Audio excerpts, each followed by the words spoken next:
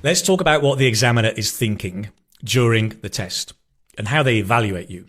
So throughout the test, the examiner has a piece of paper called the band descriptors, and it's the criteria they follow for each band in the IELTS. You go from band 1, very low level, to band 9, like native speaker level.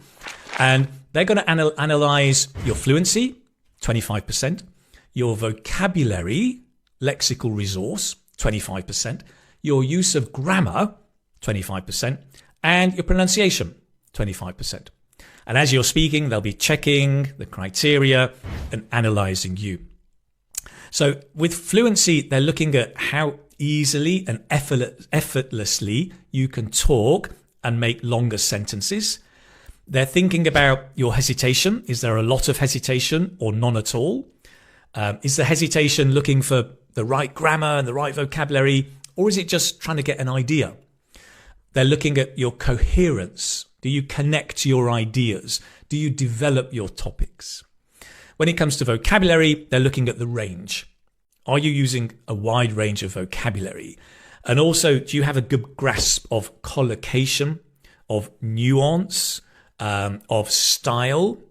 Are you using common vocabulary or less common? Can you use idiomatic expressions also?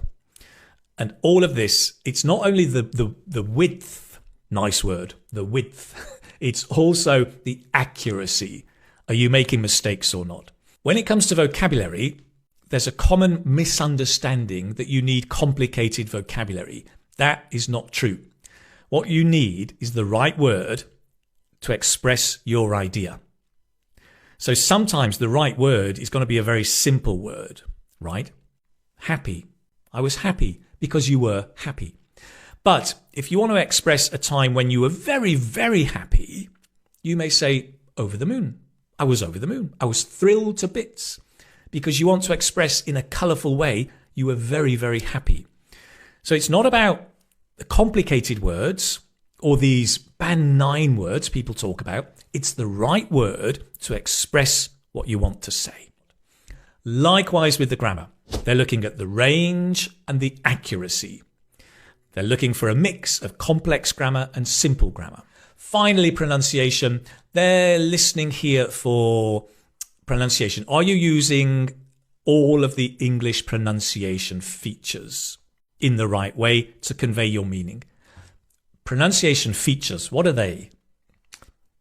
The pronunciation of a word or a sound, we call a phoneme, like A, E, I, N, P, B, the phonemes. Pronunciation of words. Word stress. Is it produce or produce? Where do you stress the word? Sentence stress, right? Which word do you stress in a sentence? And how does that affect the meaning? Connected speech. Put off, put off. Do you connect the speech? And by the way, with connected speech, you don't always need to connect, but you have to show that you can connect sometimes. And in addition to that, intonation. Are you using natural English intonation, rhythm, and pace as you speak? All of these are the pronunciation features. It's not about accent. You can have a local accent so long as it has very or no effect on understanding, then that's fine. So you don't need to sound like a British person or an American person. You can have your local accent, but just be clear. Make sure you're enunciating and pronouncing correctly with all of those pronunciation features I just mentioned. On top of all of that, the examiner is always thinking about, are they a good communicator, right? They don't evaluate communication, but it helps. It certainly does help. If you can communicate confidently, speak clearly, have some eye contact, it just helps communication and it makes a difference, right? Imagine, you know, the models walking down the catwalk.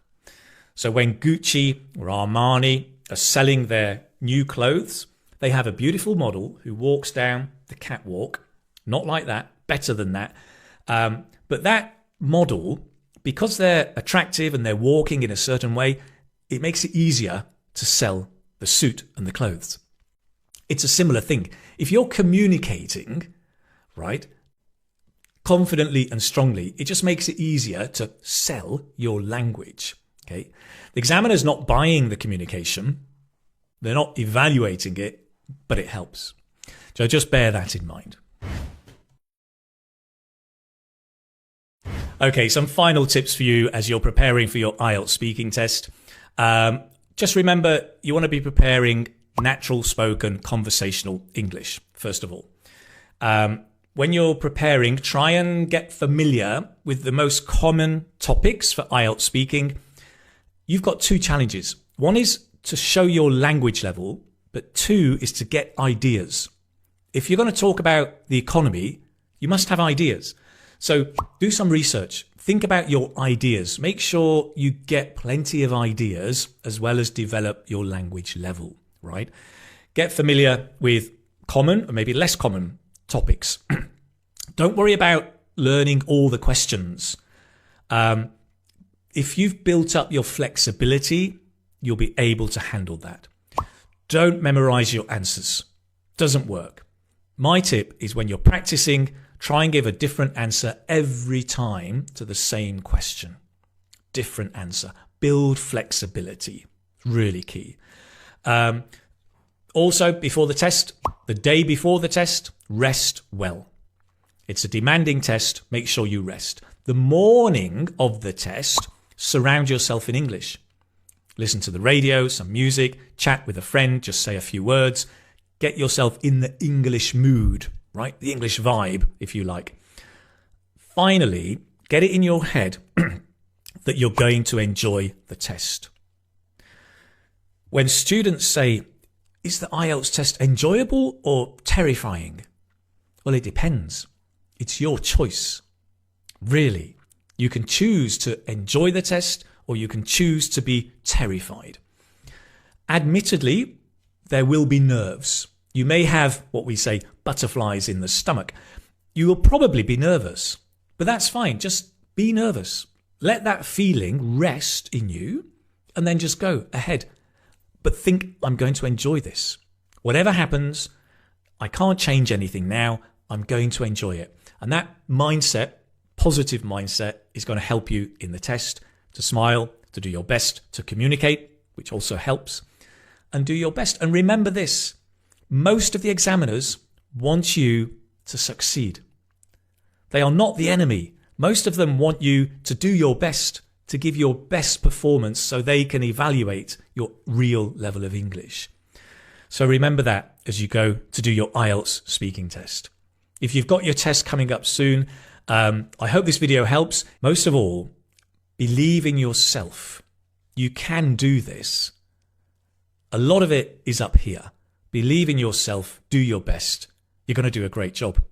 I believe in you, for sure. If you're watching this, I hope it helps. Thank you so much for watching and for learning with me. And I look forward to seeing you in the next video.